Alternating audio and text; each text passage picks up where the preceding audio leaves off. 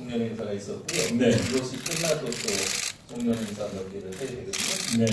그래서 진작에 와서 여러분들과 인사를 해야 되는데 시간 딱 맞춰와서 너무 섭습니다. 네. 사실은 굉장히 바쁜 그 연말인데 이 복지라는 것이 대단히 중요하기 때문에 아마 이런 자리를 마련하시지 않았나 그렇게 생각을 합니다. 제가 사실 복지를 잘 몰라가지고요. 오늘 이제 사회를 맡고 나서 좀 자료를 좀 찾아봤습니다. 그러니까 이상희 교수님은 30년간 복지를 공부하신 전문가시고요. 네, 저는 그냥 어제 그제 그냥 벼락치기로 복지가 뭔가 좀 찾아봤는데 찾아보면서 내가 중구청으로 이사를 갔어야 되나? 뭐 그런 생각들이 네. 지금 웃으시는 분들은 제가 무슨 내용인지 아시는 분들인데 뭐 농담이고요. 사실은 이제 이 복지라는 게 대단히 중요한데 과연 지금 우리나라의 복지 수준이 어느 정도인지 또 앞으로 어떻게 될 건지 이것은 진짜 우리가 다 같이 함께 머리를 맞대고 이 얘기를 해야 되는 주제가 아닌가 그런 생각을 합니다. 그리고 이제 염시장님께서 앞서 이제 잘 아시기도 하시고 소개를 드렸습니다만은 바로 이제 복지 대타협이라는 이 화두를 갖고 대단히 지금 중요한 일을 하고 계세요. 그래서 이제 과연 그게 어떠한 것들인지 조금씩 한번 얘기를 좀 들어보겠습니다. 자, 그러면요, 먼저 이 복지 대타협 첫 번째 주제를 좀 보겠습니다. 네, 낭비냐 투자냐. 예. 그러니까 이제 이 복지라는 거, 이 복지를 바라보는 이제 두 개의 시선이 있다. 뭐 이렇게 얘기를 합니다. 세금 퍼주기가 아니냐, 또 이게 미래 세대에 상당히 부담이 되는 게 아니냐. 반면에 이제 이게 국민의 권리고 또 미래를 위한 투자다. 뭐 이렇게 이제 얘기를 하기도 합니다. 이상희 교수님, 지금 이 대한민국의 복지 어느 정도 수준인가요? 네, 지금 복지가 낭비나 네. 막 퍼주고 있다. 예. 이 정도가 되려면 예. 정말 엄청 많아야 이게 퍼주는 게 되지 않겠습니까? 네네네. 실제로 우리나라 복지가 어느 정도 되는지를 따지고는 지표가 하나 있습니다. 네네. GDP 대비 복지 비용이 몇 %인지 이걸 보는 거거든요. 네네. 우리나라 GDP 국내 총생산이요 한 2,000조 원쯤 됩니다. 네. 우리나라 작은 나라가 아니거든요. 예, 예. 이 2,000조 원 중에서 얼마를 여러분 복지에 쓰고 있을 것 같습니까? 우리나라는 지금 최대 추계치가 한 11%를 쓰고 있습니다. 2,000조 원에 11%, 한 220조 원 되는 거죠. 그럼 이게 OECD 국가들 평균은요, 한 21%를 쓰고 있습니다. 우리는 11%, OECD 국가들 평균은 21%니까 우리는 OECD 국가들의 절반 정도만 복지를 하고 있잖아요. 여러분이 알고 계시는 북유럽 복지 국가들에 비하면 한 3분의 1밖에 복지가 안 되는 아직까지는 복지 후진국 상태거든요. 네네. 그런데 막 복지를 퍼준다라고 이야기하시는 분들은 네네. 사실 진실은 아주 호도하는 게 아닌가 이런 생각이 듭니다. 네. 그렇다면 이제 이 교수님 말씀은 지금 이제 복지 수준이 그렇게 높은 게 아니고 계속해서 이제 늘려가야 된다.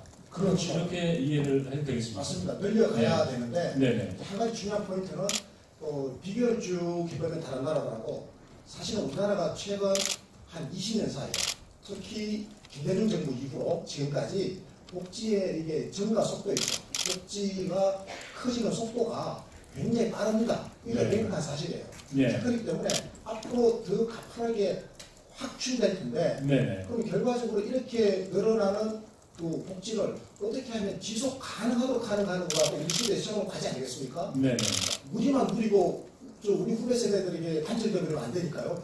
그래서 오늘 우리 복지 대타협 이야기가 나온 거고 네. 이 문제를 우리 시장님이 먼저 선도적으로 제기해 주셔가지고 네네네. 저로서는 동지를 만난 거죠. 아하. 네. 예.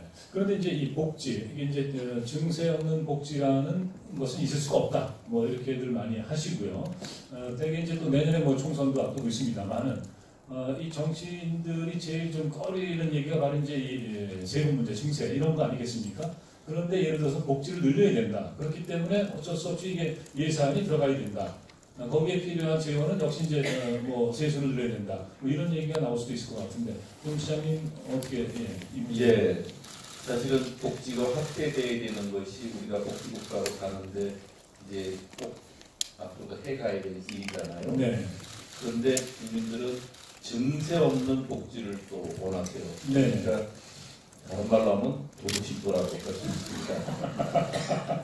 세금이 거치고 가고 복지를 해야 되는데 세금이 없는 가운데 복지만을 요구를 할 수 있단 말이죠. 네. 그러니까 또 정부에서 아주 그걸 갖고 편법을 해요. 네. 지금 이제 그 대선과 총선, 지방선거 이런 걸 거칠 때마다 복지 공약이 굉장히 많이 쏟아집니다. 네. 공약한 사람이 그 돈을 내면 돼요. 네. 공약한 사람이 돈을 조금만 내요. 네. 나머지를 누가 내게 하느냐 하는 거거든요. 네. 그런 데에 대해서 지금 우리가 지속 가능한 복지를 할 수 있느냐 없느냐가 네. 문제가 발생이 되는 거거든요. 그리고 또 지자체별로 보면 어느 지자체는 재정 형편이 좀 나은 데가 있고 네. 그렇지가 못한 데가 있는데 우리나라는 워낙 좁아가지고 이제까지 중앙집권적 그 운영 체계를 네. 해왔기 때문에 어느 지자체가 돈이 좀 있다고 더 주게 되면 그 옆에 지자체는 가랑이가 찢어져도 그걸 안 따라갈 수가 없게 돼요. 네. 그럼 이제 전자경정을 해야 될 많은 부분에서 시행에 여러 가지 어려움을 겪게 되는 일이 네. 벌어지거든요. 그것이 이미 심각하게 벌어지고 있는데 우리는 그것을 다 헤아리지 않고 있거든요. 네. 이러다 보면 결단은 난다. 예. 그래서 제가 전국에 226개의 시군구가 있는데 이 시군구에 이런 문제가 심각하니까 우리가 이것을 어느 정도 수준으로 어떻게 해야 될 건지 교통정리를 좀 해야 되지 않겠냐 하는 네. 취지로 동의서를 받아보니까 예. 226개 지자체 중에 202개 지자체가 절대적으로 필요하다. 네. 꼭 이건 누군가는 교통정리를 하고 질서 있는 복지를 하고 지속가능한 복지를 하기 위해서 지금은 좀 더 체계적으로 복지를 할 수 있는 가이드라인이 필요하다. 네. 자율적인 가이드라인을 만들어보자 하는 것으로 동의를 주셨어요. 그게 이제 제가 만든 복지대타협 특별위원회고 네. 그 복지대타협 특별위원회 현재 위원장을 제가 하고 있는데 네. 제가 한편으로 이제 전국시장구청장협의회 대표회장도 하고 있고 그래서 예. 전국 모든 기초지자체의 가장 중요한 화두가 현재 복지대타협 특별위원회가 지금 만들어가고자 하고는 이 가이드라인이다. 이렇게 네. 보시면 되고요. 우리 이상희 교수님이 거기에 이제 이것을 우리 사회에 제대로 던지는 네. 공론화위원회 위원장을 맡고 계신 겁니다. 제가 네. 감투 하나 썼습니다. 예. 우리 네. 시장님 저희 감투 하나 씌워주셨는데 네. 저 복지대타협위원회 공론화 위원장입니다. 제가 네. 공론화를 자주 시키고 돌아다니라 이런 취지로 예. 감투 하나 썼습니다. 네. 아니 근데 지금 그 공론화가 잘 될 것 같습니다. 네. 오늘 사실 저는 이렇게까지 많이 오시라고 기대를 안 했거든요. 예. 왜냐하면 콘서트라는 게 음악 노래를 하거나 아니면 또 이 토크 콘서트 그런 좀 재밌는 얘기를 하거나 그러면 이제 이 관객들이 많이 오시는데 근데 오늘 좀 뜻밖이기도 하고 근데 그만큼 이제 이 복지 문제에 관심이 있으시고 중요하다는 거죠. 예. 방금 사회자님께서 네네. 그 복지를 하려면 세금이 필요하다고 말씀하셨잖아요. 네네. 그 말씀 제가 조금만 첨언을 하고 싶은데 예. 정말로 복지를 하기 위해서는 세금이 필요하잖아요. 그런데 박근혜 대통령께서 그 정세 없는 복지 이런 말씀을 하셔서 네네. 그 유승민 의원하고 네네. 민주적으로 활동도 겪기도 하고 그런 그 토론할 때요. 네, 맞습니다. 예. 그래서 이게 그 복지를 하는 데는 돈이 필요하죠. 네네. 국민들이 이제 세금을 내야 되는데 그런 안타깝게도 아직까지는 우리 국민들이 이 세금을 국제적 기준에서 보면 아주 적게 내고 계시거든요. 네네. 조세 부담률이 아주 낮은 편이란 말이에요. 그래서 이 윤태영 시장님이 그러면 국민들이 어떻게 하면 세금 내는데 기꺼이 동의를 할까? 이렇게 이제 생각을 해보시니까 네. 자, 우리 국민들에게 세금을 더 내자라고 호소하려면 국민들에게 피부에 와닿게 실제로 꼭 필요한 복지를 잘 전달해주고 그리고 보편적으로 우리 국민들의 삶살이에 진짜 도움이 되고 능력을 키우는데 이걸 보탬이 되겠다 싶으면 네. 국민들이 기꺼이 세금을 더 내려고 하지 않겠습니까? 그런데 그동안에는 이게 예. 잘 안 됐던 건데 네. 이게 잘 안 된 데는 크게 두 가지 이유가 있었습니다. 예. 하나는 중앙정부 전체 입장에서 국가 전체적으로 복지 비용 자체가 너무 적었고 네. 또 하나는 이 지방정부하고 원활하게 소통을 해야 되는데 지방정부가 이 일을 제대로 잘할 수 있도록 하는 메커니즘을 만들어주지를 못한 거죠. 지금. 네. 그렇죠. 이런 이유가 있었습니다. 그래서 우리가 이제 조세 저항을 없애고 네. 이게 제대로 복지가 잘 되도록 하려면 예. 외국의 사례도 우리가 많이 좀 벤치마킹을 해봐야 됩니다. 네. 그러니까 어쨌든 뭐 세금은 올라갈 수밖에 없는 거고요. 또 하나 문제는 이제 그 지방 정부 간의 어떤 그 불균형 이런 것들이 있는데 이런 것을 어떻게 잘 해결해 나가야 되느냐 이게 아마 이제 복지대 타협의 핵심 같이 느껴지는데 방금 이제 이 교수님 말씀하신 게 말씀하시다 보니까 자연스럽게 두 번째 주제로 넘어가는 것 같아요. 그래서 두 번째 주제를 열어보고 그리고 말씀을 좀 계속 나누겠습니다. 네, 지금 사지선다요? 네, 갑자기 저 오늘 학교에서 그 애들 종강 시험 보고 왔는데, 네, 뭐 대학에서는 뭐 사지선다 이런 거 잘 안 합니다. 예, 안 하고 이제 대개 이제 뭐 서술 뭐 그런 시험을 많이 하는데 이 사지선다라는 게 어떤 의미일까요? 이게 지금? 예. 어떤 의미로 지금 이런 이 주제가 나왔는지, 예, 염시장님, 예. 이게 뭐라고 생각하세요? 왜 이게 나왔죠? 예, 사실은 이제 그 우리나라 행정 체계가 지금 이제 중앙정부가 있고 광역자치단체가 있고 기초자치단체가 있어서 중충적 행정 체계를 갖고 있거든요. 네. 근데 광역은 30만 내는 세종시나 그 1,350만 되는 경기도나 똑같은 광역이고요. 네. 또 시군구로는 기초자치단체는 인구 2만도 안 되는 군이 있는가 하면 우리처럼 125번이 넘는 네. 또 이런 식도 있어요. 이런 식으로 그 규모나 내용이 워낙 천차만별인데 그것을 단일한 계층 행정체계를 딱 잘라서 권한과 내용을 다 거기에 맞게만 해줘요. 네. 그러니까 자율적 그리고 또 규모에 따른 그 몸에 맞는 맞춤형 이런 여러 가지 정책을 할 수 있는 여지를 주지 않고 있어요. 네. 이래서는 우리나라가 그 제대로 발전하기 어렵다. 네. 또 현재 겪고 있는 여러 가지 문제는 그것을 자율적으로 해결할 수 있는 그런 자체적인 기준과 방식을 가질 수 네. 없게 만든 것은 앞으로 더 큰 문제를 만들 수 있다. 네. 그래서 획일적 행정 체계 이런 것들은 앞으로 복지를 제대로 하기 위해서 꼭 개선시켜 나가야 된다 네. 하는 취지로 아마 이게 올라가야 되는 것 같습니다. 예. 이제 그 중앙정부에서 어떤 그 복지, 예를 들면은 정부에 적용이 되는, 예를 들어서 뭐 영유아 지원 사업을 한다. 그래서 거기에 많은 예산을 투입을 한다. 그랬는데, 이를테면은 지역의 어떤 곳에 아이들이 없다. 노인들만 사신다. 그럼 그쪽은 사실은 그 영유아 지원 사업보다는 그 노인들에 대한 어떤 그 지원, 이런 게 필요할 것 같거든요. 그래서 바로 그런 문제인가요? 예, 맞습니다. 지금 잘 지적을 해주셨는데 예. 우리가 이제 그 이런 복지 사업 중에 최근 들어서 크게 전국적으로 시행되는 6대 복지 사업이 있습니다. 네. 그중에는 그 기초연금이라고 해서 65세 이상 된 어르신들께 드리는 게 있고 아동수당이라고 해서 네. 또 아이들 7세 이하의 아이들에게 드리는 수당이라는 게 있습니다. 예. 그 중앙정부가 시행하는 거거든요. 네네. 그런데 이를테면 그 어르신들께 드리는 기초연금이 만약에 그 국가가 20만 원을 드리겠다, 25만 원을 드리겠다 하면 국가가 20만 원, 25만 원을 전국 어디에서 하시는 어르신들께 다 드리면 됩니다. 네네. 근데 그것을 전체를 주는 게 아니고 예. 기초연금만 해도 중앙정부가 70%만 냅니다. 그리고 30%를 지방정부가 되도록 하고 있어요. 예. 지방정부가 되도록 하고 있으면 광역지자체는 경기도 같은 경우는 6%를 냅니다. 네. 그러면 우리 시는 얼마를 내냐면 24%를 냅니다. 예. 그러니까 내년 같은 경우 지금 이제 내년도 예산이 우리 의회에서 이제 그 내일 방망이 들기로 최종 통과되는데 네네.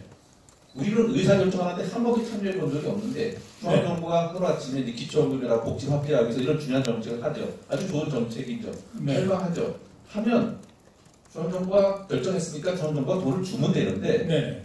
이것을 70%만 주고 70%만 주고 30%는 예, 지방정부한테? 노아 시에서 만들어서 내라 해요. 그러면 우리 시 같은 경우는 내년도에 600억이 넘는 생돈이 나갑니다. 네. 그러면 지금 저 염시장 죄송합니다만 그 30%도 내기 싫어서 지금 그러시는 거예요.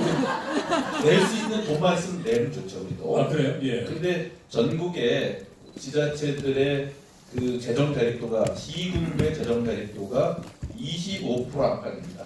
네. 우리 시면 형편이 아주 좋아서 50% 수준 됩니다. 네.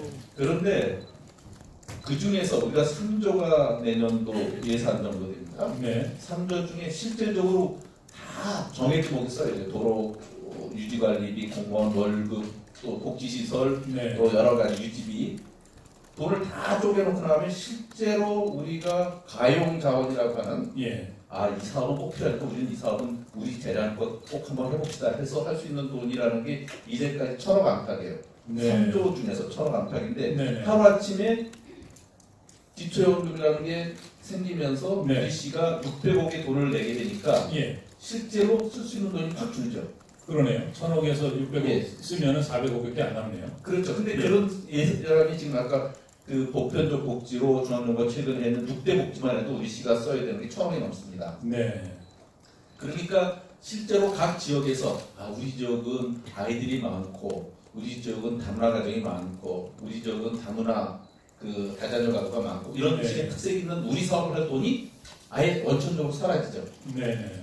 그러니까 생색은 도가 중앙정부가 내고 기초정부는 따라다니다가 자기 지역에 맞는 특색 있는 사업을 못하는 거예요. 네. 그래서 사회보장성 급여체계에 해당되는 보편적 복지에 해당되는 건 중앙정부가 정하면 중앙정부가 다 내시라. 아하. 우리 갖고 있는 예산 갖고는 네네. 어차피 우리 지역에 맞는 특색 있는 복지 사업을 하는데 돈을 써야 되지 않냐. 네네. 맞지 않겠어요? 예. 그러니까 시장님 말씀은 예. 복지에 돈을 쓰기 싫다는 말씀은 아니죠. 예. 복지에 돈을 쓰고 싶은데 중앙정부가 그냥 그 기초연금 드리거나 아동수당 드리면 네. 그냥 그 전국에 그 명부가 있으니까 네네. 그 계좌번호로 그냥 중앙에서 쫙 한꺼번에 보내주면 될 텐데 네네. 그죠? 예. 그걸 괜히 또 자기가 70%면 내가 30% 지방정부고 내라고 그러니까 여기서 그걸 내다 보니까 정작 수원시가 해야 될 피부에 와닿는 효과 있고 효능감 있는 실효성 있는 복지를 지금 못하게 되니까 네네. 이제는 우리 시민들이 행복해지지 않다 이 말이거든요. 예. 지금. 예. 실제로 얼마만큼 우리 국민들이 지금 시민들이 행복 안 하고 하면요. 우리나라 여러분 저 행복 순위 있죠. OECD 36개 국가 행복 순위 조사하면 우리의 저 국민 소득 수준이나 경제력 수준까지 보면 대충 한 몇 등쯤 해야 될 것 같아요. 중간치긴 해야 될 것 같죠. 실제로 몇 등 하는지 아세요? 자, 상위권, 중위권, 하위권. 하위권이에요. 국민의 행복지수 어떻게 다들 아세요? 신문을 네. 보시니까 아시죠? 네. 사람들이 신문 안 보시나요? 예, 죄송합니다. 저만 모르고 있었네요. 네. 그리고 그 OECD 말고 유엔에서도 조사를 하는데요. 네. 우리나라가 유엔 뭐 한 150개 나라 갖고 조사해 보니까 우리가 실제로 한 57등, 58등 합니다. 네. 그런데 저 북유럽에 있는 선진국들은 1등, 2등, 3등, 4등을 조그마한 나라들이 다 차지하거든요. 네. 그 나라 국민들이 굉장히 행복한 이유가 있습니다. 네. 행복한 이유가 바로 뭔가 하면요.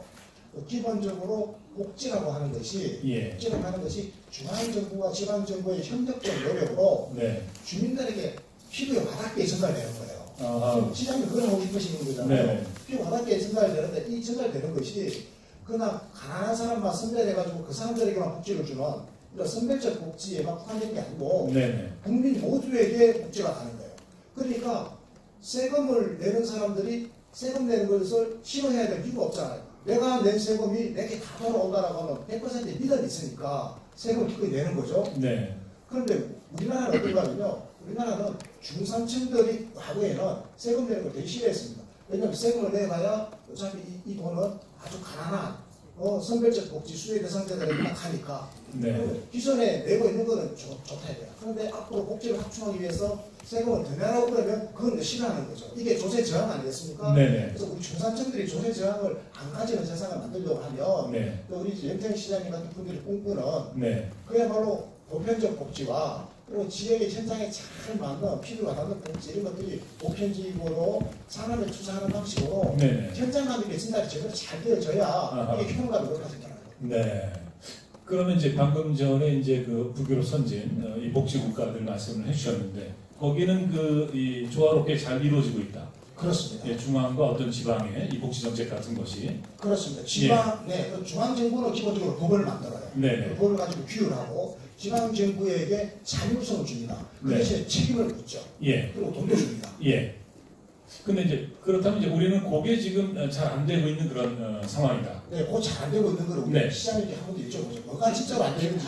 예, 예. 필요에 와닿게 우리 주민들에게 전달해 드려야 네네. 시민들이 이해하시고요. 예, 왜 잘 안 되고 있는지, 어떤 부분이 문제인지, 예, 일단 주제를 한번 보고, 예, 제가 말씀을 좀 듣겠습니다. 다음 주제 한번 보시죠.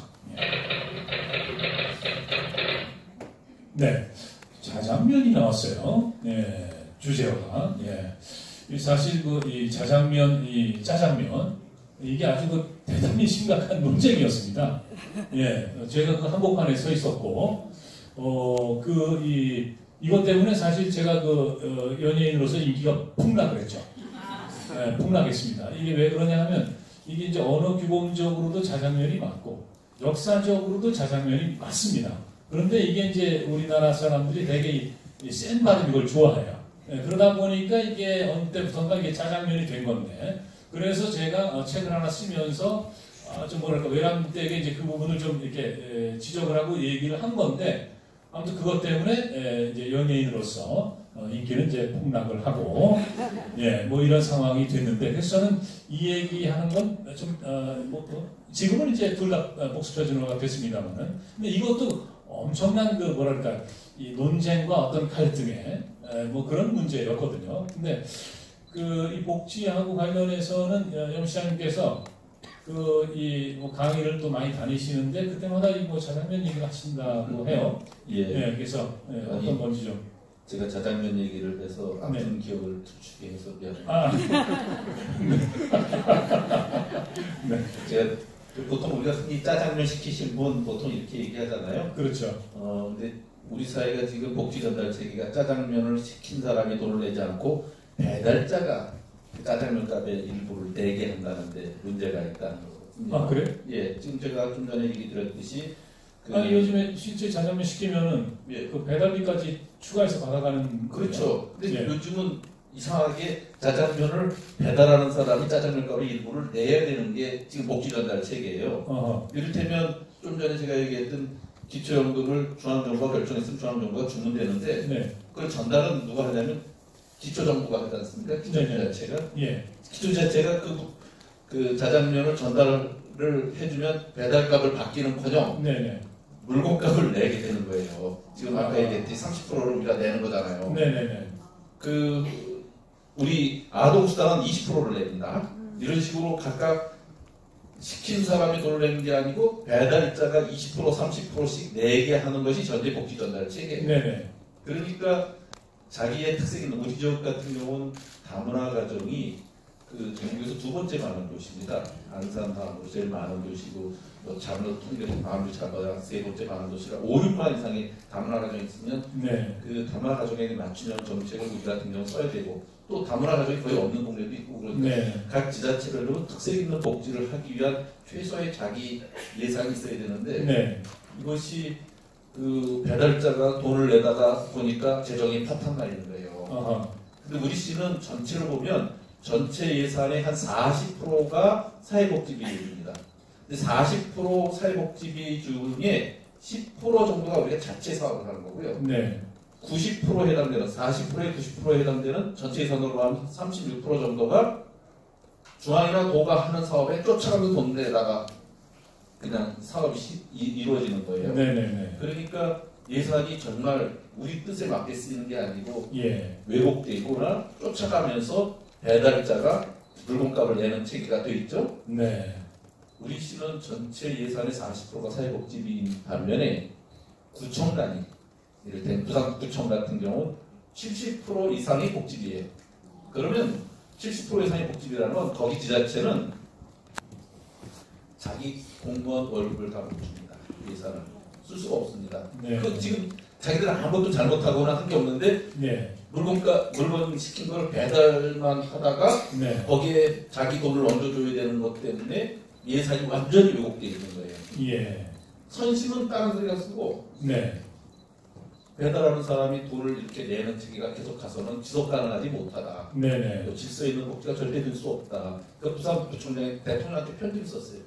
내가 아무래도 우리 직원들 내년도 월급을 줄 수가 없습니다. 네네. 이건 우리가 아무것도 잘못한 게 없는데 중앙정부가 정한 걸 쫓아가면서 우리 각종 예산 쓰다 보니까 그렇게 네네. 됐습니다. 예. 그러니까 대통령이 전화를 하셨어요. 국무총장 그렇게 힘드냐? 그건 아. 몰랐다. 네네네. 그러면서 대책을 한번 마련해보자 하면서 지금 이제 보건사회연구원도로 구청단 예산이 이렇게 힘든데 복지비 지출이 이렇게 왜곡되고 있는 것에 대한 어떤 대안이 없는지 검토를 하라 이렇게 이제 연구를 하고 있어요. 네. 우리는 그래서 이것을 부산구청 이렇게 안 부르고 보건복지부 부산 북구지청장 그렇잖아요. 70% 이상을 그 돈을 갖다 네. 전담하는 국장만 하는 게 일이니까 예. 이렇게 지자체가 왜곡되고 있다. 예. 복지는 늘어야 되지만 이런 식의 복지 체계를 갖고 있어서는 안 된다. 또 하나는 복지와 관련된 분야가 너무 많이 세분화되어 있습니다. 네네. 이것을 선별하는 과정 중에 부서와 인력과 예산이 너무 많이 들어요. 네네. 그래서 이것을 좀 더 체계적으로 통일시킬 필요가 있고 체계적으로 좀 정리할 필요가 있어요. 네네. 그런 것들은 우리 이제 이 교수님이 주로 많이 하셔야 되는 일인데 하여튼 이것이 전장의 문제다 하는 말씀을 예. 드립니다. 근데 제가 지금 이렇게 염시장님 말씀을 들으면서 느낀 건데요. 염시장님이 그저 삼천시장님이시죠? 네. 네, 그동안 일하시면서 이 쌓인 게 굉장히 많으시네요. 네, 그러니까 이 배달만 하고 중간에서 정작 하고 싶은 일은 이쪽인데, 그런데 그런데다가 심지어 또 거기 또 비용 발생하는 거 배달비까지 다 부담을 해야 되고 이런 문제. 근데 본인께서 네. 더 아마 힘드셨던 게 저는 예. 학자고 시민운동가니까 네네네. 사실 뭐 저는 책임이 없어요. 저는 국민이 수건 시민이 이 교수님, 갑자기 그렇게 무책임한 말씀하시면 어떡합니까? 아니 지금 제가 뭐 권력을 행사한 적이 없잖아요. 아니 아까 위원장 감투 쓰셨다고 말씀하셨잖아요. 그러니까 제가 무슨 장관을 했습니까? 대통령을 했습니까? 대통령을 했습니까? 또 시장을 했습니까? 저는 권한을 행사한 바가 없고 그냥 시민사회에서 열심히 운동하고 선정하는 것밖에 안 했는데 아니 그 역할이 얼마나 중요한 건데요. 근데 저 책임을 없는 거죠. 조금 고생하는 거죠. 근데 권한을 행사한 사람들은 이제 책임을 져야 되는데 제가 시장님을 높게 평가한 중에 하나가 이거예요. 이거는 그 책임을 좀 지려고 하더라고요. 그런데 양심의 가책을 느낄 줄 아는 정치인. 사실 요즘 양심의 가책을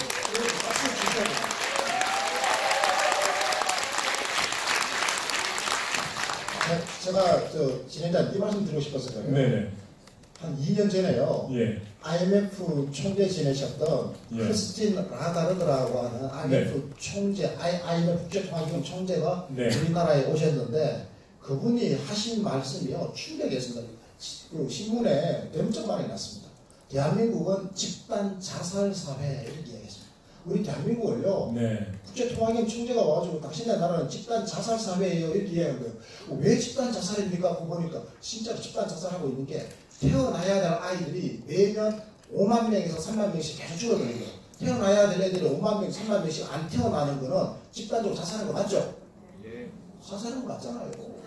전쟁에서 100명만 죽어도 난리 나는데 소리 없이 5만 명씩 매년 죽어나가는 거예요. 애들이. 깜짝 놀라가지고 이런 나라가 있냐 그러는 거예요. 이게 지금 인류 역사상 최초의 일이 벌어진 게 학교 출산율이 1m로 떨어진 거는 유사일을 좀 처음입니다. 우리나라가. 또 하나가요. 뭔가냐. 그러니까 초저출산 이야기고 또 하나가 실제로 노인 자살이에요. 노인 자살률이 우리나라가 OECD 평균의 3배가 넘어요.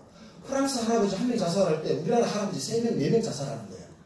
이걸 보고는 이제 두 가지 이유를 대면서 대한민국 집단 자살 사례라고 말씀을 하시는데 제가 지금까지 겪어본 어떤 정치인, 어떤 장관, 어떤 대통령도 얘기를 해가지고 저는 미안합니다라고 얘기하는 사람 들어본 적이 없어요. 근데 이제 이분은 미안하다고 말씀하시면서 복지 대통령을 위해서 내가 이 자리에 있는 한은 해보겠다고 하시니까 제가 거기에 좀 상당히 사실은 감동을 받았는데 제가 좀 도와드리겠습니다. 이렇게 해서 이제 우리가 만나게 된 겁니다. 예. 그래서 저는요, 지금 대한민국이 어떻게 하다가 이렇게 집단 자살 사회가 되어버렸는지 그게 이유가 있는 게요. 아까 제가 우리 국민들이 왜 세금 안 내려고 하는 이유를 아시지 않습니까? 조세 저항이 가장 큰 나라가 된 것 같고 그 이유가 같은 거예요. 우리는 지금 신뢰가 없습니다. 네. 내가 세금 더 내면 나만 손해라고 생각을 해요. 이 불신을 걷어내고 예. 제대로 국민들이 유럽 선진국주가 지금 내야 될 세금 제대로 내고 그 세금을 투명하게 사용되면서 보편적 복지와 적극적 복지를 우리 모두에게, 우리 후배들에게, 우리 자식 세대들에게 그대로 투자할 수 있고 이 투자의 성과가 그대로 경제 발전으로 나타나고 복지 분배로 나타나는 시대가 열려야 되는데 그러려면 이 돈이 전달되는 통로가 투명해야 되고 이 전달되는 메커니즘이 확립되어 있어야 되는데 네. 우리 시장님 해보시니까 지금 삼성시장 해보시는데 그게 안 됐다는 거 아닙니까? 네. 그렇죠. 사실은 이제 우리가 보편적 복지 수준은 우리 사회의 여러 가지 어두운 점 그리고 복지의 사각지대 또 복지가 보편적으로 확대될 부분이 많기 때문에 네. 계속적으로 확대를 해 나가야죠. 예. 그런데 정치인들이 내뱉는 많은 것 중에 무책임한 네네. 일들이 너무 많다는 거예요. 책임지는 수준에서 자기 얘기를 해야 된다는 거예요. 지금 곧 총선이 또 다가옵니다. 그런 무수히 그 예산을 수반할 수밖에 없는 커다란 공약들을 하는데 그런 국민들한테 양해를 하기를 세부담을 이렇게 늘리는 것이 있습니다. 그리고 이것을 하시다. 이렇게 얘기해야 되는데 네. 세부담 제기 안 하고 무조건 늘릴 수 있는 것만 얘기를 해요. 네. 그러면 그 뒷감당은 누가 져야 되느냐. 네. 사실은 지금 출산을 얘기했는데 제가 지난주 엊그저께까지 덴마크를 갔다 왔습니다. 네. 세계적인 복지 국가들 중에 하나죠. 북부에 있는. 거기도 저출산이 굉장히 심각해요. 우리가 올해 0.88명, 네. 1, 2학년 훨씬 떨어졌고 0.88명. 네. 그러니까 하나도 낫지 않는 두 분이 결혼을 해서 최소 2.1명의 자제가 있어야만 그 사회가 온전히 그 수만큼이라도 지속되는데 네. 1, 2하로 떨어졌을 뿐만 아니라 0.98이 아니라 지금 0.88로 떨어졌습니다. 그런데 그 나라도 심각하다가 얼마나 했지? 1.7이에요. 아, 덴마크가요. 예. 많이 났네요. 많이 난다고 할수록 우리보다 2배는 되는 거예요. 네. 아니 아까 저출산이라고 그러셔서 그거는 저출산으로 심각하다고 그러는데 우리보다 2배예요. 네네. 그러니까 우리가 얼마나 심각하냐. 또 하나 예를 들면 우리 시는 인구가 지금도 10,000명 내지 15,000명씩 계속 늘어나는 네. 괜찮은 도시입니다. 그리고 비교적 젊은 도시입니다. 그런데 가장 젊은이가 많이 사는 동네 중에 하나인 메탄산동에 한 학교가 있는데 네. 제가 졸업식에 갔다 깜짝 놀랐어요. 그해 졸업하는 애들이 109명인데 입학하는 애들이 39명이에요. 우리 사회가 지속 가능하지 않습니다. 네. 이 정도로 심각한데 우리가 그럴 지인데 농어촌은 어떻겠어요? 예. 정치인들이 책임지고 정말 저렇게 정쟁으로 날밤 세울 일이 아닙니다. 정말 심각한 이 문제를 놓고 네. 우리 사회를 지속 가능하게 만들기 위해서 우리가 모든 기회를 따내도 쉽지 않다. 결혼하는 모든 이에게 집을 주고 모든 아이 낳는 아이에게 모든 교육과 보육을 책임져주는 모든 정치적 행정을 강구하고 5,000년 기억으로 우리 민족이 없어질 지경입니다. 올해 처음으로 사망자가 출생자보다 많아지는 그런 앞으로 5, 6년 전에 닥쳐올 거로 생각했는데 그게 3년 이상 당겨진 겁니다. 이 심각한 문제를 외면하고서는 네. 정말 우리는 내일을 얘기할 수 없습니다. 근데 이제 앞서도 한번 말씀하셨습니다만은 예를 들어서 이제 선거 때 뭐 이렇게 복지 공약을 한다. 근데 이제 그 공약한 사람이 그것을 내지 않는다. 결국은 이제 유권자들이 내는 거잖아요. 그렇죠? 우리가 이제 국민이 세금을 내서 이제 그런 문제를 해결해야 되는 건데 이제 그렇게 보면은 저 공약이 정말 현실성이 있는 건지 아니면 그냥 뭐 표를 얻기 위해서 뭐 하는 얘기인지 뭐 이런 거를 좀 따져보기는 해야 됩니다만은 근데 지금 이제 저출산 문제도 굉장히 심각하고 또 이제 이 고령화 사회 이 문제도 굉장히 심각하고 그렇다면은 이 복지 이 정책 이걸 안 세울 수가 없고 그에 따른 공약을 또 안 할 수가 없는 또 그런 거 아니겠습니까 지금? 예, 그러니까 지금 북구 같은 경우는 자기 수입의 50% 수준을 세금으로 냅니다. 그래도 시대라는 것은 그 돈이 나에게 결국은 복지비로 내 말년, 네. 노년을 책임지고 내가 어려워졌을 때 우리 사회가 나를 지켜줄 거라는 신뢰가 있는 거거든요. 네네. 우리가 그 신뢰를 만드는 게 꼭 필요하다. 아까 우리 이 교수님도 그런 말씀하셨습니다만 그렇게 해야 되고 또 선거 때 예산 대책 없이 공약하는 것은 무조건 저 사람은 우리 사회를 절단낼 사람이다. 이렇게 이해하고 표를 찍는 것이 우리 국민들의 올바른 선택입니다. 그래서 저는 이번 총선이 우리에게 남은 마지막 골든타임 같아요. 정말 이번 총선을 통해서 우리 사회를 양식 있는 사람으로 그리고 뒷감당이 가능한 사람들로 제대로 뽑고 그것의 체계를 갖춰주도록 해야 되겠다. 네. 제가 이런 얘기를 하면 근데 우리 교수님도 저를 처음 알았다고 했지만 제가 우리 지역사에서 많은 이런 얘기해도 어느 중앙 언론도 관심 별로 안 갖습니다. 네. 그게 전제 우리의 아쉬운 점이고요. 네. 오늘 같은 경우도 제가 보니까 유튜브에서 예. 중계를 해준다 그러는데 서울의 소리 정말 감사합니다. 네. 제 얘기가 중요한 게 아니라 이런 목소리가 예. 전국적으로 국민들에게 꼭 제대로 전달돼서 우리의 모습을 제대로 알고 이후에 책임지는 그 복지사회로 나아가기 위한 길을 꼭 찾아야 된다. 네. 말씀드립니다. 염 시장님 이번 총선에 안 나오시죠? 저는 우리 씨를 최소한 3선까지는 책임지고 마치도록 하겠습니다. 네. 아니 근데 그러니까 앞서 이제 이번 총선이 굉장히 중요하다고 말씀하셨기 때문에 네, 제가 그냥 한번 여쭤본 겁니다. 네. 근데 제가 요거는 조금 다른 얘기가 될 수도 있는데 우리 수원시가 그러니까 이제 다문화 가정이 가장 많은 그러니까 안산 다음입니다. 예, 예. 두 번째. 예. 네. 근데 이제 가끔 이제 다문화를 지원하는 그런 또 복지 어떤 사업 정책 이런 걸 해야 된다 그러면은 아 왜 그 사람들만 지원하느냐?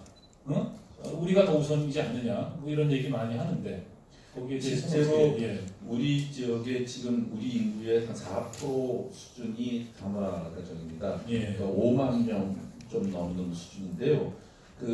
이 다문화 가정이 사실은 지금 우리 사회에서 상당 부분 그 어려운 일들을 그 감당해주는 그런 쪽에서 또 일을 하고 있습니다. 네. 지금 다문화 가정을 그 제외시키고 우리 사회가 지금 그 여러 가지를 제대로 일을 해갈 수 있느냐도 네. 그 사실 그분들이 굉장히 좀 힘든 일, 예. 그저 어려운 일, 뭐 또 좀 지저분한 일, 예. 뭐 이런 일들을 또 많이 도맡아 하고 계시죠. 예, 사실은 우리가 구한마을에 많은 우리 사람들이 그야말로 하와이 사탕수수 농장을 네. 했고요. 그리고 70년대까지 그 서도 독일의 네. 광부들과 간호원들이 갔습니다. 그렇죠. 예. 그리고 80년대 중동에 나가서 정말 많이 열심히 일들을 해서 네. 우리나라 경제와 우리나라가 어려울 때 큰 힘이 됐거든요. 네. 네. 저희는 세계 속에서 우리 사회가 우리 국가가 갖고 있는 지위에 맞는 역할을 한다면 네. 다문화를 절대 배제해서는 안 되고요. 동등한 인격과 존엄성으로 네. 같은 권리를 가져야 된다. 그것이 우리가 우리 수준에서 당연히 해야 될 몫이다. 네.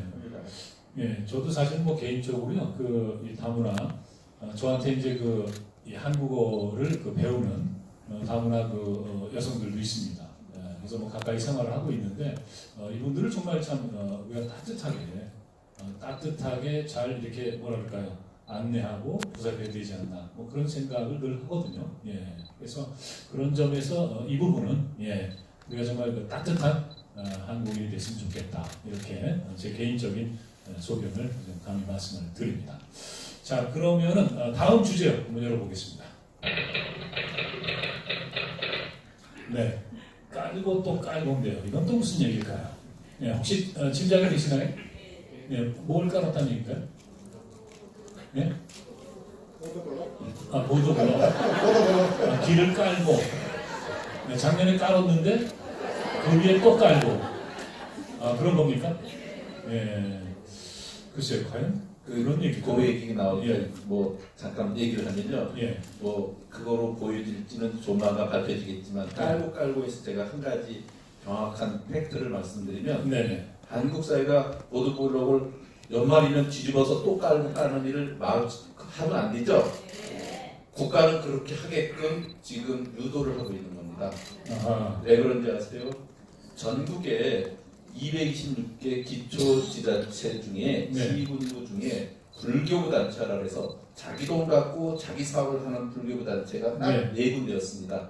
그것도 경기도에만 있고 수원 주변에만 있습니다. 수원, 성남, 용인, 화성 네. 4군데가 남았습니다. 여기는 자기 돈을 갖고서 쓰고 아까 얘기했듯이 뭐 우리가 가용 예산이라는 게 한 1,000억 있으면 그거 갖고 쓰고 남으면 네. 다음에 씁니다. 예. 2월 시켜서 내년에 쓰면 됩니다. 아하. 예. 근데 222개 기초지자체는 네. 교부단체 그 몫으로 돈을 받으면 무조건 그의 돈을 다 써야 돼요. 그해 다 써야 되는 거죠. 안 쓰면 그 다음에 그 몫이 없어집니다. 예. 그러니까 불교부단체를 많이 만드는 게 필요한가, 교부단체를 많이 만드는 게 필요한가? 당연히 불교부단체가 많아지는 것이 네네. 돈을 아껴 쓰고 도덕적 해이가 없어지는데 교부단체가 되면 전부 다 자기가 국가로부터 그 몫으로 받은 건 무조건 다 쓰려고 하게 됩니다. 네네. 필요 없는데도 그걸 돈을 쓰게끔 만드는 게 현재 정책이 돼버렸어요. 그러니까 지금 인구 2만 3만도 안 돼서 재정자립도 10%도 안 되는 군에서 군만한 군의회가 네네네. 있어요. 그리고 거기에는 의원들이 7명밖에 안 돼도 그 시장방만한 방을 별도로 다 네. 갖고 있고 예. 지금 뭐 해외 가서 가끔 뭐 그 추태를 부린다는 영상들이 나오고 그러는 게 다 예산 갖고서 그거 써야 되는 거예요. 네. 우리는 예산 갖고 있어도 안 쓰면 그 다음에 우리 돈이 네. 돼. 거기는 예산 갖고 안 쓰면 뺏기는 돈이 돼요. 네. 그러니까 그해 반드시 써야 된다. 예, 그래서 이 국가 정책이 네. 교부단체를 만드는 게 아니라 불교단체를 만드는 정책을 가야 되는데 안타깝게도 의시도 복지비 지출 이렇게 너무 늘다 보니까 가요예산 다 없어지고 내년부터 불행하게도 네. 4개 중에 2개가 탈락돼서 수원가용인이 내년부터 교부단체가 됩니다. 그래서 우리 또한 여러분들께 최소한 가용지역으로서 조금 더 형편을 받을 수 있는 일을 네. 전혀 할 수가 없는 이런 형편으로 그러면 접어들게 됐다. 그렇게 되면 내년부터는 그러면 깔고 또 깔고를 계속 볼 수 있는 건가요, 우리가? 우리는 그렇게 안 할 겁니다. 아니 근데 제가 그 수원에 이사 와서 조금 좀 의아하게 생각했던 게 이 도로 깔고 또 깔고 이걸 별로 안 하더라고요. 예, 우리는 돈을 예. 갖고 연말에 굳이 그렇게 쓸 이유는 없는 예. 문제였죠. 제가 그거는 여러 번 봤습니다. 그 가로수 그 나뭇잎 그 자르는 거 이건 제가 여러 차례 봤어요. 예. 그런데 뭐 나무야 계속 자라니까 또 잘라줘야 되는 거죠. 예. 근데 이게 지금 이 깔고 이게요 지금 그 짐작하신 그 얘기가 아닌 것 같습니다. 그래서 최근에 아니니까 이제 좀 실망스러우시죠. 최근에 그 유튜브에 이 영상이 그 화제가 됐다고 하는데 같이 한번 보고 말씀을 나누시죠. 예. 여보세요? 저 공무원 양반, 내가 화가 너무 나서 내가 전화했는데, 아니 내가 그 저한테 이렇게 한 게 아닌 걸 알면서도 내가 화가 너무 나잖아, 내가.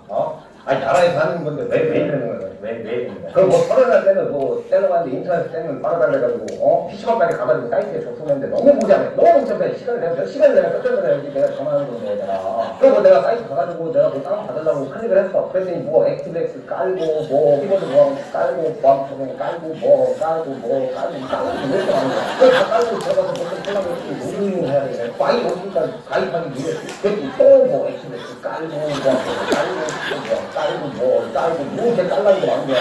하고 들어가서 또 가입을 해야 되는데 공인 인증서가 필요하다. 뭐 은행 사이트 가야 되는데 그 은행 사이트 갔으면 또 액티브엑스 깔고 그래서 깔라고 또 그러지 본인 인증을 해야 되는데 그래서 본인 인증을 하면 그러지 또 깔고 그래가지고 겨우 내가 저기 그 공인 인증인가 뭔가 컴퓨터 받았지. 그래서 다시 원래 사이트에 갔어. 그 가입하기 눌렀는데 가입이 안 돼. 비밀번호가 너무 짧고 10자리를 넘어야 돼 무조건. 또 10자리 넘어서 했더니 또 가입이 안 돼. 무조건 명문을 정확해야 돼. 또 했어. 10자리 했어. 또 가입이 안 돼. 속수 문자를 또 눌러야 돼. 속수 문자를. 그럼 안 했지. 내가 하지도 않는 건데 그거 모르겠고 어렵게 만들어가지고 어떻게든 가입을 했어. 하고 이제 출력을 하려고 했더니 로그인이나 상대를 가입했으면 그냥 로그인 되는 거야. 왜 그 빠져나가고 또 로그인을 하네. 로그인을 하고 눌렀는데 5만 원? 개인번호 까먹었나? 개인번호 까먹어서 생각하게 하니까 내가 원래 하루종일 까먹어서 내가 알고 있으니까 그래서 뭐 비행모 찾기 전에 내가 한 비행모에 찾기를 넣더니 또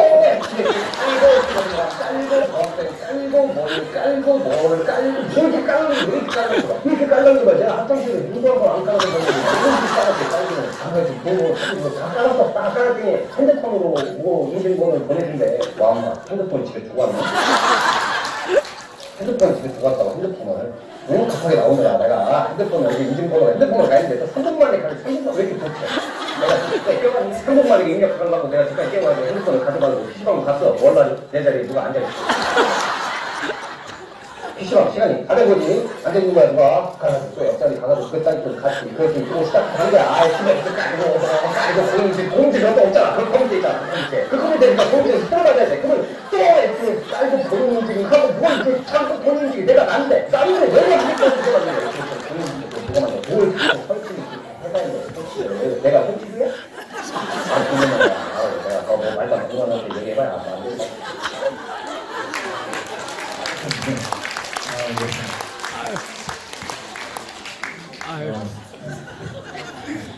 밤새도록 봐도 완전히 깔고가 그게 아니고 이거였네요, 그죠? 아마 이제 요즘에 다 그 컴퓨터, 인터넷 다 사용하시니까 저 비슷한 경험이 계시지 않을까 그런 생각을 합니다. 근데 이게 이제 사실은요, 지금은 가끔 이제 뭐 구청이라든가 뭐 이런데 뭐 가게 됩니다만은 옛날하고 비교해 보면 진짜 그 많이 그 좀 뭐랄까요, 좀 그 행정도 간소화되고 그리고 또 일하시는 분들도 우리 이제 공직자들도 굉장히 좀 친절하게 민원인들 상대해주고 뭐 그런 것을 피부로 많이 느끼거든요. 예. 근데 그럼에도 여전히 뭔가 좀 더 좀 개선돼야 되지 않느냐. 예, 뭐 인터넷 이런 문제뿐만이 아니라 뭐 지금 그런 거 아니겠습니까? 네. 아까 우리 은퇴 시장님께서 대만가 갔다 오시라고 그랬죠? 예. 제가 정확하게 1년 전 이맘때 12월 초에 덴마크를 저도 갔다 왔는데요. 예. 우리 국민이 낸 세금 쓰시고 오셨죠? 저는 덴마크 국민이 낸 세금을 갖다 왔습니다. 박수 한번 쳐주시면요. 덴마크 대사관에서, 주한 덴마크 대사관에서 자기네 국민이 낸 돈으로 덴마크 좀 보고 오라고 해가지고 제가 며칠 갔다 왔는데요. 네. 제가 거기서 아주 재미난 소리를 하나 들었습니다. 그때요, 덴마크에서 그 재미난 여론조사를 하나 했대요. 그래서 덴마크 국민들에게 물어본 거예요. 당신은 누구를 가장 믿습니까? 신뢰죠. 누구 가장 신뢰합니까? 자, 1번 배우자예요. 2번 부모, 3번 자녀, 4번 정부. 자, 이런 뭐라고 더 있습니다만 이 중에서 직지선다형인데 뭐가 제일 압도적으로 이 중에 하나가 80% 이상의 응답 얘기 나왔대요. 뭐 같습니까? 배우자? 아, 여러분 지금 진짜 어떻게 하셨어요? 그걸? 아니 그거는요 지금 얘기 분위기가 그래서 여기서 절대 무슨 뭐 배우자나 부모나 이 자녀 얘기 안 합니다. 지금 분위기가 이 정부 쪽으로 가게 있어요. 네. 그래서 우리는 사실은 자녀에게 다 투자해서 내 미래를, 내 노후를 맡기려고 하고 또 내 배우자를 믿고 의지하려고 하다 보니까 가족주의 틀에 빠지고요. 네. 가족의 범위를 안 넘어서지 않습니까? 예. 근데 저 북유럽 국민들은 배우자나 자녀가 아니라 그냥 나의 행복을 책임져 줄 사람은 정부밖에 없다라고 하는 압도적인 믿음을 갖고 있기 때문에 네. 세금을 당연히 내지 않겠습니까? 근데 왜 그렇게 정부가 좋냐고 제가 물어봤어요. 정부가 뭔데 그렇게 배우자보다 더 믿을만 하냐고 그러니까 네. 수원 시장님이 꿈꾸는 그런 시장 같은 거에 예를 들면 그러니까 저 깔고 또 깔고 저런 것도 다 불신이지 않습니까? 행정에 대한 불신을 저렇게 표현하는 건데 행정에 대한 신뢰가 아주 확고한 거예요. 네. 그래서 저는 왜 그럴까를 제가 사실은 자료 좀 찾아보니까 답이 나와 있더라고요. 그 나라에는요 국민들이 정부를 구성해주면서 법을 만들어주지 않습니까? 국회와 진짜로 민주주의를 잘하고 있으니까 법을 만들어주는데 어떻게 만들어주는가 하면 그 중앙정부와 지방정부의 역할을 법으로 딱 규정을 해줘요. 그리고 규정하고 난 다음에 그 범위 안에서는 완전한 자율성을 줘버리더라고요. 그리고 책임지라고 해요. 예를 들면요. 중앙정부에게는 지방정부의 아동사업을 아동의 돌봄, 교육, 복지 이런 거 있죠. 전체적으로 관장하라고 되어 있고요. 그 일을 실제로 집행하는 것은 지방정부의 책임을 다 줘버리고 예산도 다 줘버리는 거예요. 이러니까요. 지방정부가 경쟁적으로 혼신을 다해가지고 그 지역 아동들 돌보기 위해서 모든 노력을 다 하는 거예요. 종합적으로. 현금도 주고 서비스도 주고 돌봄도 주고 이거 종합적으로 패키지를 하는 거예요. 이게 가능해지는데 우리는 지금 그게 잘 안 되죠. 시장이. 어떻습니까? 예. 가끔 이 교수님 편한 소리를 쿡 지나가고 제가 한 3년 됐나요? 우리 사회복지직 관계자분들과 영화 한 편을 우리 시에서 보도록 했어요. 나 다니엘 브레이크 기억나세요? 다니엘 브레이크라고 기억이 잘 안 나서 그때 영화 보신 분들이 많지 않나 보네. 사실은 오늘 이 장소도 그 우리 컨벤션센터의 부속으로 주민들이 자유롭게 와서 쓸 수 있는 이벤트 홀인데 옷을 치우면 공간이 나오고 빼면 그 가변식 좌석이 나와서 여러 가지 영화나 연극 자유스럽게 보도록 만든 공간이거든요. 이런 공간을 참 오늘 오붓하게 잘 쓰고 있죠. 네네. 여기서 그거 봐도 좋겠는데 영국에 사회복지 수혜 대상자가 너무 많은 그 일종의 규격, 절차 이것을 그 대상자긴 한데 그걸 확인해 가는 과정이 너무 복잡하다. 결국은 그분이 돌아가시는 일을 엄연히 지켜보는 네. 현실. 그 복지국가에서 일어나는 일인데도 그런 거죠. 네. 근데 그 제가 우리 시의 경우를 보면 사회복지직 공무원들이 정말 힘듭니다. 지금 굉장히 많이 늘었는데도 더 많이 필요하고 네. 많이 늘었는데도 왜냐하면 그 지금 이제 우리 시 같은 경우 경무부서를 전체 팀 단위를 한 30개 골라서 조사해봤더니 2위부터 6위까지가 사회복지직 관련된 직원들이 네. 관련되는 팀이 그 경무부서로 우리 직원들 사이에서 네. 뽑힌 겁니다. 예. 우리 사회복지 현장에서는 그 사회복지 수혜 대상자가 타락되면 칼 들고 들어와서 그 위협하는 경우 실제로 또 그렇게 사고가 나는 경우가 종종 있습니다. 네. 그래서 사회복지 같은 경우는 최근 들어서 그 사회 안전요원도 좀 옆에 배치도 하고 네. 그리고 또 그 우리가 스피드게이트라고 별도의 보안 그 통과를 해야만 출입도 하는 네. 이런 절차도 놓고 그래요. 왜 그러냐면 그 경우에 따라서는 그 사람의 처지가 우리가 보면 꼭 이 사람은 어떤 식으로든지 혜택을 복지의 대상자로 삼고 싶은데 획일적 기준이 중앙정부가 정한 기준이 그것을 그 충족하지 못하면 우리가 그것을 자유롭게 할 수가 없습니다. 네. 우리 현장의 공무원이 그걸 그 자율적으로 했다가는 그 징계를 받는 거죠. 그러니까 그 현장의 융통성을 발휘할 수 있는 형편이 안 됩니다. 그게 우리한테 재량이 없는 겁니다. 그게 이제 중앙집권적 사고와 획일적 기준으로 인한 문제거든요. 이런 일들이 너무 많기 때문에 현장에 맞는 것들은 중앙에서 보편적 복지에 대해서 다 하더라도 지역과 현장에 맞는 것을 현장에게 좀 더 재량을 주도록 하는 것이 필요한 복지가 된 거예요. 그리고 그 절차와 내용 대폭지 경우에 따라서는 간소화시킬 수 있어야만 그 대상자에게 보다 만족스러운 복지를 할 수가 있죠. 네. 제때 하고 정확하게 하고 제대로 해야 되는 거죠. 네. 저는 이런 곳에 예를 하나를 가끔 드는 게 있습니다. 네. 이거 국가가 못하는 일이에요. 굉장히 유복하게 살았는데 그 경제활동을 하시던 아버지가 벼랑간 그 부도가 나고 도망을 다니게 됐고 네. 그러다가 그 자살을 하셨고요. 네. 그러면 그런 가정이 주위에 가끔 있잖아요. 근데 이 집은 그 어머니가 있고 자녀가 있고 그래서 당장 어떤 기초생활수급자나 그 차상위층으로 구분된 거에 배당사항이 없어요. 근데 나아져서 갈 데도 없어요. 예. 이런 경우 어떡하나 고민하다가 제가 이렇게 급격히 하루아침에 어려워진 가정을 몇 년간 우리가 주거 조건을 해결해 주도록 하는 것들을 해봤어요. 네네네. 그분들은 몇 년 이내에 그야말로 다시 이렇게 생활할 수 있는 모든 노력들을 다 하게끔 기회를 드리는 거죠. 예예.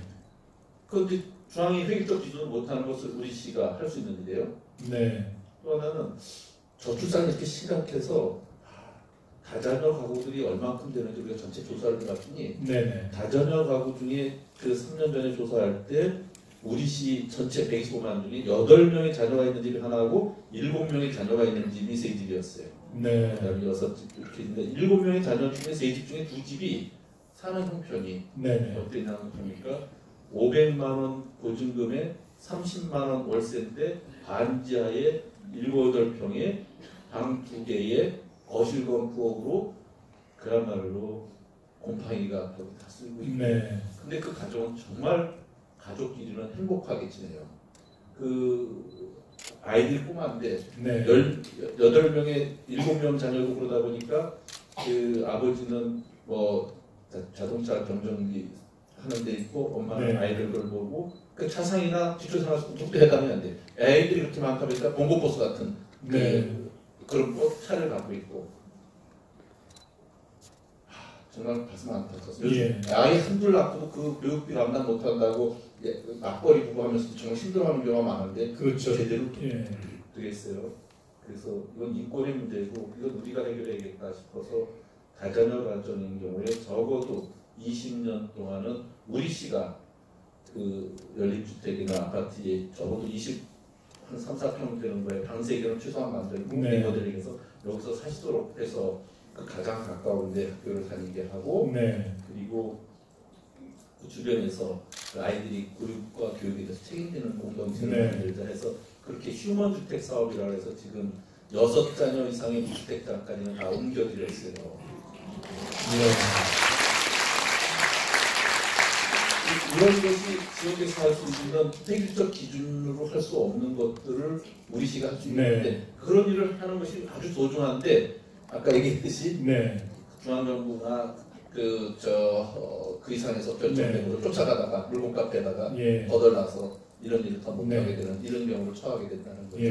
그러니까 이제 그 중앙정부하고 지방정부의 역할이 정확하게 합리적으로 좀 분담이 되고 예. 그리고 이제 지방정부의 어떤 자율권 이런 게 좀 확대가 되고 예. 그런 방금 말씀하신 그런 어떤 그 다자녀 가구에 대한 어떤 지원 같은 거라든가 예. 이런 것도 갑자기 또 뭔가 불행을 당한 예. 그런 어떤 그 가정에 대한 지원 같은 것도 필요한 때 할 수 있지 않겠느냐 예. 뭐 이렇게 그러니까, 얘기하면 될까요? 예. 예. 보편적 복지, 전 국민을 대상으로 하는 최저 생활선 이것에 해당되는 것을 그리고 모든 국민에게 동일하게 적용되는 것을 국가가 지금처럼 복지를 확대하는 문제로 네. 하되 지자체들은 그 지역의 특색에 맞는 그 꼭 복지 사각지대에 놓이게 되는 분들에 대한 네. 복지 인프라라든지 그런 서비스를 할 수 있게끔 해주는 역할 분담이 필요하다. 네. 이것이 복지 대타협의 중요한 기준 중에 하나가 된 겁니다. 네.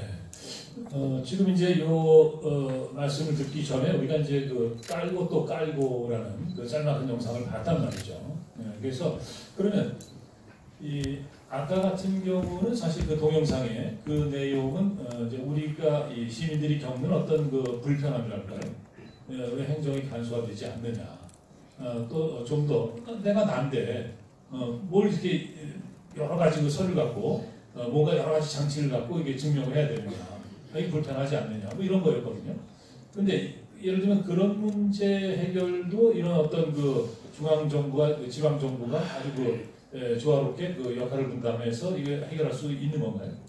예, 이를테면 이제 예. 지금 저게 획일적 기준으로 보이지 않는 데 있으니까 네, 저 사람이 당신이 당신이라는 걸 증명하는 방법이 그렇게 어려운 거예요. 네, 근데 전장에 있는 데는 우리는 봄을 아는 거예요. 예, 그러니까 전장에 권한이 있으면 훨씬 그 절차와 내용을 줄이고 네, 그 일종의 전달 비용, 분류 비용을 줄이고 할 수 있는 거거든요. 네. 그런 그러면- 많은 내용을 주어지는 게 필요하다는 거죠. 컴퓨터 쓰지 말고 직접 가야 되나요? 컴퓨터도 써야 되고 컴퓨터를 쓸 때 최소한만 써갖고 접근할 수 있게 해줘야죠. 네. 예. 아무튼 뭐 저기 굉장히 뭐라 그럴까요? 이 지방 정부 또 이제 이 수원시 살림을 그 책임을 지고 계신데 그러다 보니까 뭐 일도 많으시고 고민해야 될 것도 많으시고 뭐 풀어나가야 될 것도 굉장히 많으신 것 같습니다. 그런데 자 오늘 이제 이 복지 대타협 뭐 이런 그 주제를 갖고 말씀을 나누고 있는데 지금까지 이렇게 쭉 말씀을 하셨기 때문에 또 열심히 들었기 때문에 대개 이제 이게 어떤 건지 복지를 왜 늘려야 되는 건지 그리고 이게 그냥 뭐 퍼주기는 아니라는 거 결국 이제 우리 삶의 질을 높이기 위해서 이걸 해야 되는 거니까요. 그런데 이제 이걸 어떻게 풀어나가야 되는지 이게 답이 뭔지 이제 요 문제가 남는 것 같거든요. 그래서 오늘 저 마지막 주제요 이걸 보고 얘기를 좀 진행하도록 하겠습니다. 예, 같이 보시죠. 네, 자 복지 대타협입니다. 그야말로 이제 뭐 이제 문제는 이제 인식을 했는데요. 이것은 이제 어떻게 풀어나갈 것이냐. 이 교수님 아까 말씀하신 대로 뭐 덴마크식으로 풀어나갈 것이냐. 아니면 어떤 다른 또 모델을 개발할 것이냐. 이 교수님 어떻게 해야 됩니까? 그러니까 우리가 지금 복지 대타협이라고 하는 저 화두를 공론화를 시켜야 되지 않습니까? 네. 왜냐고요? 제가 공론화 위원장이지 않습니까? 아까는 굉장히 또 무책임한 말씀하셨어요. 갑자기 또 위원장님으로 돌아오시네요. 네. 지금 이제 공론화를 진짜로 시켜야 되는데요. 국민들이 우리 시민 모두가 저 내용을 내 일이다라고 생각을 하고 공론화 과정에 참여를 해주셔야 이게 정치적 시민권을 획득하게 됩니다. 지금은 복지 대타협이라고 하는 저 글자 5글자가 정치적 시민권을 획득하는 게 무지 중요한 거거든요. 앞으로 지금 총선이 있지 않습니까? 총선에 저 5글자가 중요한 화두로 등장을 해줘야 됩니다. 네. 또 다음에 또 대통령 선거가 오잖아요. 대통령 선거 때도 주요 후보들이 복지 대타협이라고 하는 저 주제를 바로 주셔야 되거든요. 그럼 지금 뭘 하냐는 거냐? 대충 저희도 말씀드렸습니다만은 기본적인 방향은 이건 국민이 행복해지는 거죠. 국민이 행복해지기 위해서는 이제는 나나 내 가족의 힘만으로 이제 안 된다. 이제는 정부를 믿어야 된다. 정부를 신뢰해야 된다. 다시 말해서 우리 국민 모두가 정부를 중심으로 연대해야 된다. 이거잖아요. 우리 연대의 체계를 만들기 위해서는 기꺼이 능력에 따라 가지고 부담을 하는 거거든요. 네. 능력에 따라서 부담을 해야 되는데 지금 우리 사회는 기존에 능력에 따라서 부담하는 데 대해서 굉장히 큰 조세 저항이라고 하는 걸 갖고 있지 않습니까? 네. 이 조세 저항을 우리가 이제 극복을 해야 되는 거예요. 이 극복하겠다라고 하는 결론을 도출하기 위해서라도 지금 복지 대타협을 공론화를 이제 시켜야 되는 거죠. 네. 그래서 첫 번째는 이겁니다. 뭘 해야 되는 건가 하면요. 첫 번째는 중앙정부, 국가 전체적으로 복지의 크기를 일단 키워야 됩니다. 복지의 크기를 왜 키워야 되는 건가 하면 아까 제가 말씀드렸잖아요. 우리나라는 GDP 대비 지금 복지의 크기가 11%밖에 안 된다고 그래야 되고 이게 OECD 평균의 절반밖에 안 된다고 제가 말씀을 드렸거든요. 그런데 이것을 키워야 되는 이유가 이렇습니다. 복지를 키우지 않으면 일정한 국민소득에 도달한 경우에는 경제성장을 못합니다. 그러니까 국민소득이 1인당 국민소득이 10,000불, 20,000불 때까지는 복지를 안 하더라도 성장주의에 따라서 성장이 가능한데 국민소득이 20,000불 넘어가면 그 다음에는 복지를 하지 않으면 다시 말해서 사람에 대한 보편적이고 적극적인 투자로서의 복지를 하지 않으면 그 다음에는 경제성장을 못해요. 왜냐하면 인적 자본의 질이 떨어지고 사회적 자본의 신뢰의 수준이 낮아지기 때문에 그 사회는 경제성장이 안 되는 거예요. 그래서 우리가 경제적으로 이제 성장을 해야 되기 때문에 그러기 위해서라도 복지를 해야 되는 거거든요. 네. 자, 그럼 이제 전체적으로 파이를 키워야 되겠죠. 자, 복지 재정을 키워야 되는 게 하나거든요. 그럼 두 번째는 우리 시장님께서 그렇게 외치시면 지방정부에게 그 일을 현장에서 할 수 있도록 권한을 달라 이거 아닙니까? 사실은 시장님 해야 될 일이 굉장히 많습니다. 첫 번째요. 우리 지역사회 청년들에게 일자리 만들어 주셔야 돼요. 네. 어르신들에게 일자리 만들어 주셔야 되고요. 예. 일자리가 최고의 복지 아니겠습니까? 네. 그리고 또 뭘 해야 되는 거는 아동과 어르신을 돌보는 기능을 또 시장님 직접 해주셔야 돼요. 왜냐하면 시정부가 제일 잘 돌볼 수 있거든요. 네네. 그리고 이것도 해야 될 일이 한두 가지가 아닙니다. 그래서 이런 모든 일을 다 잘하기 위해서 이 전달 체계를 확립하는 거 네네. 이걸 해야 된다고 하는 거죠. 예. 근데 제가 갑자기 궁금해졌는데 그 일자리를 만드는 거하고 또 이 복지하고 이거 조금 좀 다른 차원의 얘기가 아닌가요? 이게 어떻게 되는 겁니까? 이게 예. 왜 중요한가? 예를 들어서 예. 제가 예를 들어 볼게요. 요즘 커뮤니티 케어라고 그랬죠. 지역사회 통합 돌봄 체계를 여러분 하고 계시면 알잖아요. 그 준비를 지금 하고 있는데 예. 앞으로 지역사회에서 돌봄을 필요로 하는 분들이 굉장히 많습니다. 그럼 이분들을 돌보는 데는 네. 앞으로 AI, 로봇 공학이라든지 첨단 과학이 여기에 결합이 돼가지고 네. 여기서 일자리 만들어져요. 아. 그리고 이걸 활용해가지고 실제적으로 어르신들을 돌보는 일을 네네네. 시설에서 하든 가정을 방문해서 하든 여기에 또 ICT가 또 결합이 되거든요. 예. 이걸 관리하는 전문 인력이 또 필요해요. 그리고 또 사회복지사 인력도 필요하고 네. 각종 돌봄 인력이 필요해요. 이게 처음부터 일자리입니다. 아하. 이런 일자리는 중앙에서 어떻게 할 수 있는 게 아니고 중앙 네네. 방향만 정해주면 지방정부가 이 일자리를 처음부터 코디네이션 해줘야 됩니다. 네. 지금 일자리와 복지가 언뜻 보면 관련이 없는 거 아니냐. 네네네. 그런데 일자리가 최고의 복지입니다. 네.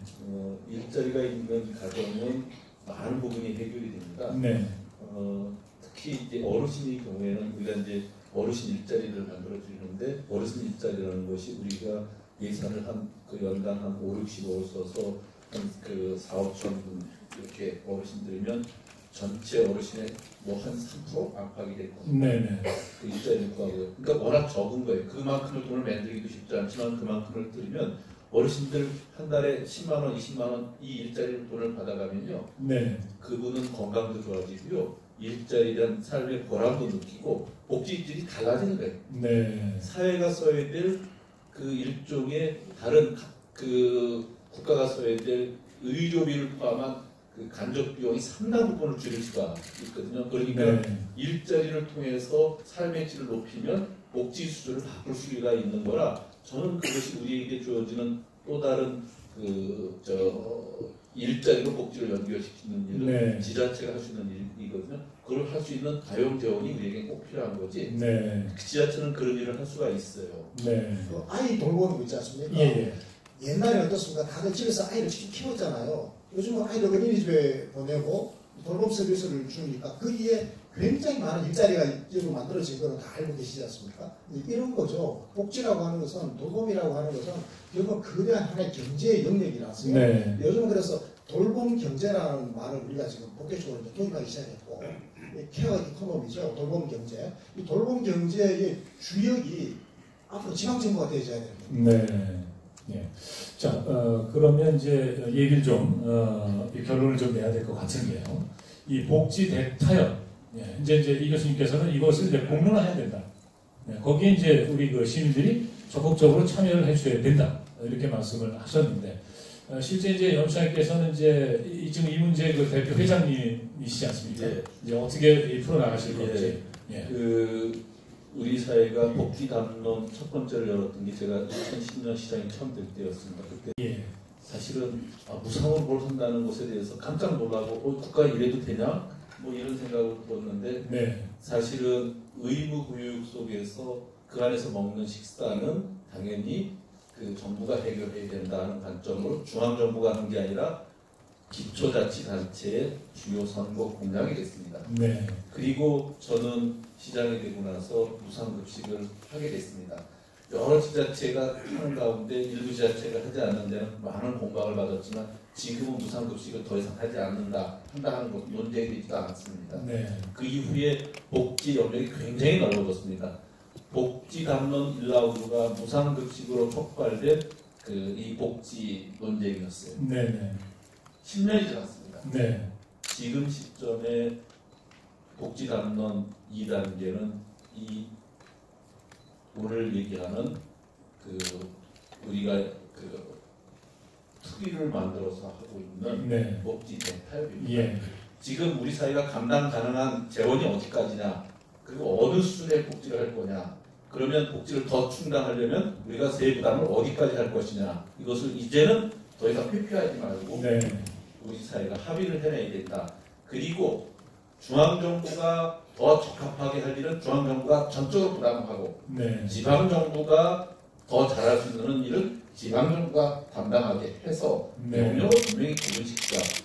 기초연금, 아동수당 같은 것 전국적으로 보편적 복지하는 것은 중앙정부가 전체적으로 하고 네. 기초정부는 사각지대에 있는 또 그 사회보장 인프라에 해당되는 것들을 확충하는 데 해야 된다. 네. 우리 시 같은 경우는 장애인 시설, 아동 시설, 또 많은 다문화 시설, 보통 여러 가지 노인 시설들을 해라는 것들이 우리의 몫이거든요. 네. 그런 것들을 해서 역할 분담을 해야 돼요. 그리고 지방정부에 따라서는 과잉하게 해서는 안 된다는 거예요. 그 어떤 네. 문제를 일으키자면 좀 아까 예. 우리 정 선생님이 서울 중구에 살아야 된다 뭐 이런 말씀을 하셨잖아요. 그 얘기는 예. 다른 게 아니라 서울 중구가 지금은 서울에서도 가장 잘 사는 동네가 됐어요. 네. 옛날에는 강남 3구가 있는데 요즘은 강남 3구보다 중구가 더 여유가 있어요. 왜냐하면 절대 재원은 강남 3구가 훨씬 많지만 강남 3구는 인구도 많아요. 그러다 보니까 복지비를 매칭시켜서 나라의 뒷돈이 제공되니까 거기도 부자라고 할 수가 없어요. 네. 그런데 중구는 기업이 많아서 본사가 많아서 돈은 많이 거치는데 인구가 적어요. 네. 그러니까 쓸 수 있는 자원이 많으니까 예. 보편적 복지로 기초연금으로 20만 원씩 나오면 월세 네. 이렇게 우리는 장수수당으로 10만 원씩 던져드립시다. 또 던져지니까 그 바로 서울이 이상하게 한 아파트 단지가 여기는 중구고 여기는 성동구이기도 해요. 네네. 근데 같은 아파트 단지에 사는 어르신들이 앞집은 어르신이 30만 원 받고 나는 20만 원 받는 거예요. 네. 이렇게 해서는 안 되죠. 예. 근데 또 경기도 안에도 그런 데가 있어요. 또 아동수당이 나오는데 우리는 얼마를 더 얹어주겠다는 데가 또 있어요. 네. 사실은 이런 일은 중앙정부가 법인들 복지를 동일하게 하고 각 지자체는 그 재원이 있으면 그 재원을 사회복지시설, 인프라들을 더하고 또 우리 사회 전체가 감당해야 될 몫을 나눠야 되지. 네. 그 지자체가 돈을 열심히 벌어서 돈이 된 게 아니라 갖고 있는 조건이 어떤 데는 기업 본사가 많고 어떤 데는 IT 기업이 많고 어떤 데는 어르신들만 있어가지고 돈을 벌 수 있는 방법이 없고 근데 자기 조건이 자기가 노력하거나 분성실해서 그 조건이 생긴 게 아니에요. 네. 그리고 우리나라는 어디나 세금을 여기는 더 걷고 여기는 덜 걷을 방법이 없어요. 전국이 다 동일한 세금 체제에 있어요. 그러니까 조금 형편이 나은 데는 그렇지 못한 데를 배려하는 정책을 해야지 그렇게 차별을 시켜서는 안 된다는 거예요. 네. 대신 보편적 복지는 중앙정부가 담당하되 이제 기초정부들이 어디가 보니까 어른들이 버스가 없는 동네에서 택시를 불러도 버스 요금만 갖고 가게 한다. 네네. 그건 꼭 필요한 게 있잖아요. 네네. 100원 택시라는 게 있잖아요. 이렇게 해서 효과가 검증된 기초지자체 정책 사업들을 스케일업하는 거예요. 다른 데를 확산시키는 거예요. 네. 전국화시키는 거예요. 이런 일들을 하는 것이 복지대타협이다. 그리고 복지대타협 중엔 우리가 절제하고 지속가능하게 복지를 확대시켜 나갈 방법을 마련들자. 그것이 중앙정부에도 요구하고 정치권에도 요구하고 기초지자체끼리도 광역하고도 같이 타협할 수 있는 기준서를 만들자. 이 기준서를 만드는 것이 복지대타협의 앞으로의 가야 방향이다. 그것을 여기 계신 분과 함께 만들어보도록 하겠습니다. 복지 대타협이 현 시장님하고 이상희 교수님 모시고 이제 말씀을 좀 나눴는데요. 그러니까 이제 복지는 사실 이제 늘려가야 된다. 그것이 이제 국민의 삶의 질을 높이는 거다. 근데 이제 이 조세 저항 문제 어떻게 설득을 할 것이냐. 근데 세금을 조금 더 내더라도 그 혜택이 확실하게 나한테 돌아온다면 그렇게 그것에 크게 저항하지 않을 것이다. 근데 이제 또 이제 이 중앙 정부하고 지방 정부하고의 어떤 복지 정책에서의 어떤 그 보편 복지 또는 그 지방에서의 어떤 그 선별적 복지 이런 어떤 그 역할 분담과 그런 효율성을 높이는 문제 이런 것들에 대해서 아마 충분히 공감을 하시지 않았을까 생각을 합니다. 그리고 이제 중요한 것은 이것을 이제 공론화시켜서 정말로 우리가 이제 복지국가로 가야 된다. 그리고 이제 바로 이제 그 문제를 풀기 위해서 지금 연 시장님께서 위원회까지 만들어서 지금 이제 활동을 하고 계신 거죠. 자, 그동안 쭉 이렇게 말씀을 들으셨는데 혹시 궁금한 게 있으시면